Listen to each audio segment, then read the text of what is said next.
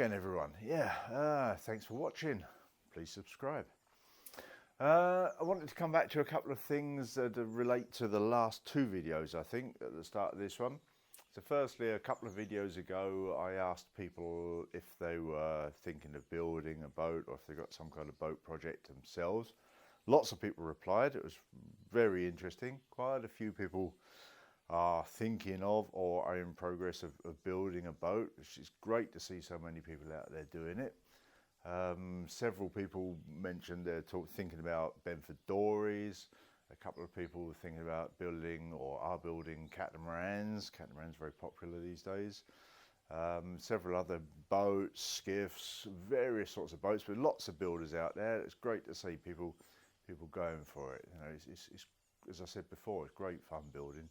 It's a great challenge, isn't it, to build your own vessel and then you know, do boating in it. Have some kind of goal that you want to do, be it sail or boat on some kind of lake or sail around the world, whatever it be. But you know, if you've got that goal to build a boat yourself and do that thing with it, what a fantastic thing to do. Anyhow, the other thing that I want to talk about today is the glue. I said last week that I'm thinking about, or I'm going to, glue the panels on the hull together with the Collano Semparoc glue.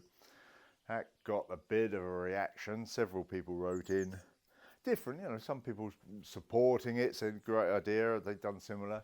Other people doubting the glue or expressing concern. You know, thank you for your comments, I appreciate it. It's great that you write in. So I've been doing a bit of research this week, had a few thoughts about it, and I thought I'd talk about that for a bit at the start of this video. Let's start. I've shown you it before. That's the glue, Collano Semparoc. I was doing a bit of reading up, as I said. As far as I can tell, now I can't be 100% sure, but this doesn't seem to be available in the US. I say I can't be sure, but I get the impression from what I read online that it's not available in the US, which is a shame. It's a glue. It's made by a Swiss chemical firm. It's a foaming urethane glue, but we should add that it doesn't foam very much. It's one component, but they argue that it could be seen as two component because it's moisture curing. A bit tenuous, that argument, I find, but it cures in contact with water that it gets from either the material it's gluing or from the surrounding air, you know. So once it's cured, it's completely harmless. It's waterproof, so they say, by the way, the harmless bit. It's waterproof. They say it will stand repeated wet and drying cycles. They also recommend it for use on various forms of transportation vehicles, boats included. So clearly it's up to repeated cycles of stress, vibrations and whatever. They say it's gap filling up to 1 millimetre. I think that's interesting. Then other sites I found. There's a one website I wanted to mention who's building, and now I don't know how to pronounce his name. Is it Ian Outtred, something like that? Outtred, I don't know how to pronounce his surname. Anyhow, he's building one of his boats, and he describes it. He's using this glue for it, and he describes it as a possible replacement for epoxy, which is very bold, but he's obviously very happy with it. This is also held up as being a replacement for Bulkatan, which I, again, may be pronouncing wrongly. Bulkatan was a glue that for a while was quite popular. It was a foaming glue, popular with boat builders. For example, Dan Johnson, who built Hester, I've mentioned many times in my videos, he used Bulkatan on the chine log. When he scarfed the chine log together, he used Bulkatan glue there. I'm sure he used it other places, but I know he used it there. And he did state at one point that he had to steam the chine log to get it bent round, and one of those scarf joints, at least one of the scarf joints, was in the steamer, and he steamed that Bulkatan glued joint and it was perfectly fine. So that's interesting. One thing though, it's a replacement for Bulkatan, that might be true, but it does seem to be chemically different. So we can't say it's an exact copy of Bulkatan. Other places that I've read say that it dries quite differently to Bulkatan. Bulkatan's, it seems, is a softer foaming glue when it's dried, whereas this stuff dries really hard, and that, I think, that leads to those comparisons with epoxy. Anyhow, enough of that, put that down. One person last week suggested that I do a test piece, so I've done that. I've got this piece here, look. I'll just talk about this. I sacrificed some of my plywood, 2 bits of ply, glued together. I've made it, the width is 26 inches, what's that, it's 68 centimetres, something like that, which is the same width as my frames on the boat. So I've fixed it down each side, which simulates fixing, you know, my nailing to the frames. I've used glue, I've used screws so that I can take them out again easily. But I say that simulates the distance between the frames. I've screwed along the bottom to simulate the nailing to the shear clamp, and I didn't want to use an entire massive bit of ply, but I thought this was big enough for the test purposes. So I've just used these spring clamps along the top. In the middle, look, there's nothing fixing it at all. These spring clamps don't put a right lot of pressure on, you know, there's not enormous pressure. So the light pressure along the top, screwed around shear clamp and the frames, okay? So what we're going to do now is we're going to take the screws out. We're going to cut this into pieces. We're going to look at the glue bond. I'll cut up some samples, and I'll do the same as what I did with the plywood. I'll put one in the dishwasher. I should boil one for 3 hours, and I should put one in a bucket of water. I've got a bucket there. Bucket of water for a week. Obviously the one in the dishwasher we'll come back to next time. The one in the bucket of water we'll come back to next time. The one that I boil I'll do today. So we'll have a look at that today, see how it comes out. So that's what we do. We'll just cut here while I get a screwdriver, take out those screws, run it through the saw, and then we'll come back and have a look at it.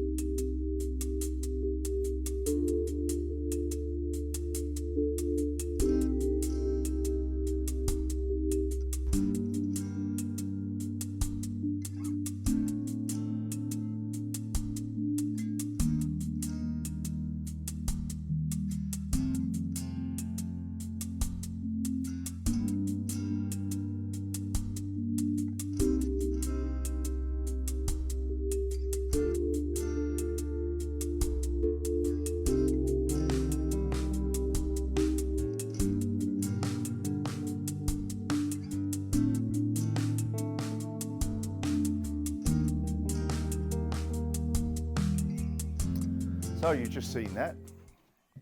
I just cut that up into, I cut it into 3 sections, and I cut that one up into 4, so I've got my test pieces there. Okie dokie, so let's start somewhere. First thing I'd like to look at is, can we come in here, Hazel? Can you get in on the end of that? Is it going to focus for us? Focusing? Good. So you can see this is the edge, the outside edge. You can see the glue has foamed up in there. Not an enormous amount of foaming out, but there's some there. A chisel here, and you see, look, this is, it comes off, but it's pretty hard, this glue.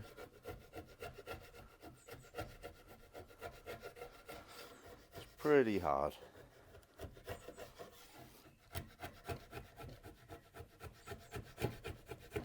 Now, I should add, just look at me for a minute, this glue reaches full cure strength in 7 days. This, I glued up on Wednesday, so it's 3 days. So it's Wednesday, Thursday, Friday, Saturday, 3 days. Actually, not even 3 days, 2.5 days old at the moment.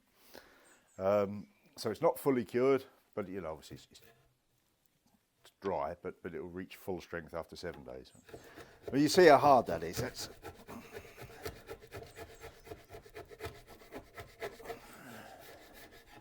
good. First thing.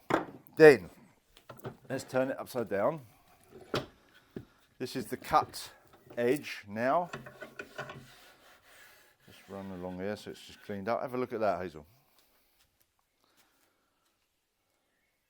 You remember there was no clamping pressure in the middle of that. It was clamped at the edges, that's all.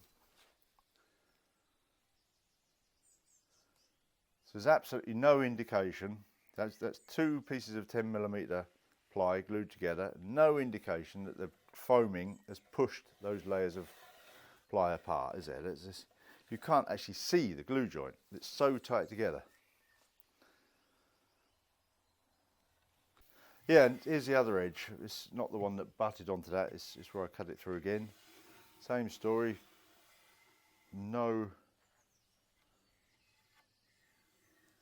significant glue joint to see there, is there?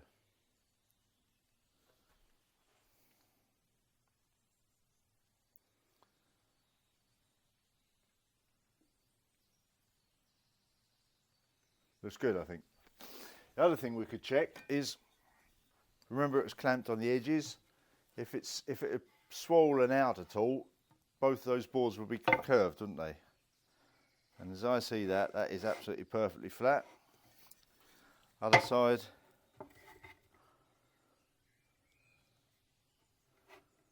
Also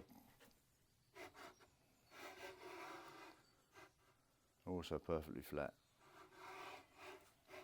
So, there you go. I don't think we need to worry about the foaming glue expanding and pushing the boards apart. I see no evidence of that happening. Also, where I've used it on the boat, you know, it's perfectly flat. It looks good. It certainly foams out, fills the joint. As I say, it will fill up to 1mm if you've got any discrepancies. There's one thing perhaps I should say is that for the gluing of the hull now, remember that I epoxy glued the first layer to the framework, and so I'm using this Semparoc between the ply boards. It's certainly not cheaper. Epoxy's cheaper. It's convenient, it comes straight out of the tub, it's easy to use, but it's not cheaper. I will use about 15 of these tubs to glue up the hull. It does come in, at least theoretically, in 7.5 kilogram tins. If you can find anyone who sells 7.5 kilogram tins, and then it's significantly cheaper. It's almost half the price of buying these little plastic tubs. Clearly environmentally more friendly in the tin cans. If you can find someone who sells the 7.5 kilogram tin cans, that would be a good idea, but I haven't managed to. Yeah, so I've used 50, I will have used approximately 15 of these gluing up the hull. It's certainly not cheaper than epoxy. It is just easier to use and I like it. Clearly, this whole project is a bit of kind of science in action. For those of you who are still doubting, which I dare say some will, I will finish the boat, I will put her in the water, I will report on how she performs, and if you follow me for years, for long enough, you'll see whether it works and whether the boat falls apart. We'll find out. Good. Well, I'm here on my own, so I'm going to try to show you this whilst operating camera, microphone and everything. Let's have a go. So here's the pot. I've just turned it off. I've had the lid off for a couple of minutes. It's just boiled for 3 hours exactly now. I'm going to take it out of the pot. I don't think you'll be able to see me doing that because I say I'm alone here, but then I'll show you what's what. So we'll just cut here. I'll take it out of the pot. Okay, so this is my second attempt. I've taken it out of the pot. The first time I tried to go in close and it's just steamed the lens up, but let's try again if I hold it at an angle. So it's been boiling for 3 hours. Come in as close as I can without it steaming up the lens. And as you can see, it looks pretty darn good. This is more the end grainy end, but there's a little bit there that's opened up. You see that very corner there, it has opened a bit there, and I'll talk about that in a minute. So I checked it after 1 hour, and then after 2¼ hours. After 1 hour it was perfect. After 2¼ hours I could see a little corner had opened and it was there. And what I did was I put this very thin knife into it and stuck it in there and twisted, and let's see what happens now. And obviously, because the wood was flexible, having been boiled for over 2 hours, the wood bent a bit. I'm twisting that now as hard as I can, and it's not going to come apart. But clearly that edge, maybe that edge didn't have a full glue. But after 3 hours of boiling, you can start to see a little bit of delamination. I'm going to put the camera down now and really try hard to open it up, see if I can get it to come apart. So I brought it out into the shed. What I did try was I put a big kitchen knife into there, twisted it as best I could, couldn't get them to come apart. I did open the crack a bit wider. So what I'm going to try now is mallet and chisel, see if I can get those two parts to come apart. Again, I'm afraid I won't be able to film me doing that because I haven't got enough hands. But I'll cut here, I'll give it a go, and then we'll come back to it. So I managed to hammer the chisel in there, or mallet the chisel in there, and by levering hard I've managed to get it apart, the two parts. And the light's not the best here, but this is the glued joint. You can see remnants of glue there.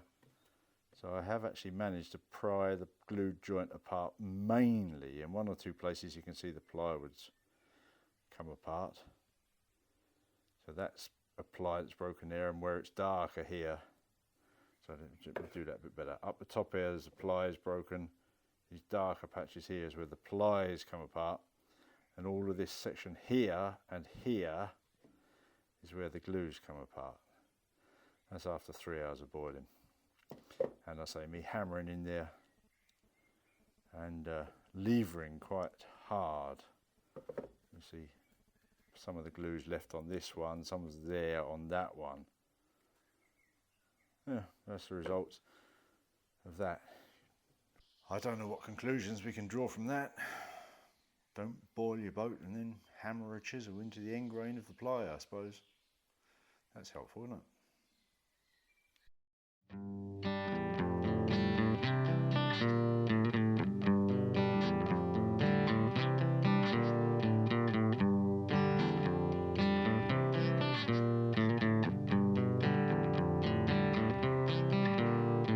Riches in the sunset, standing at the sea.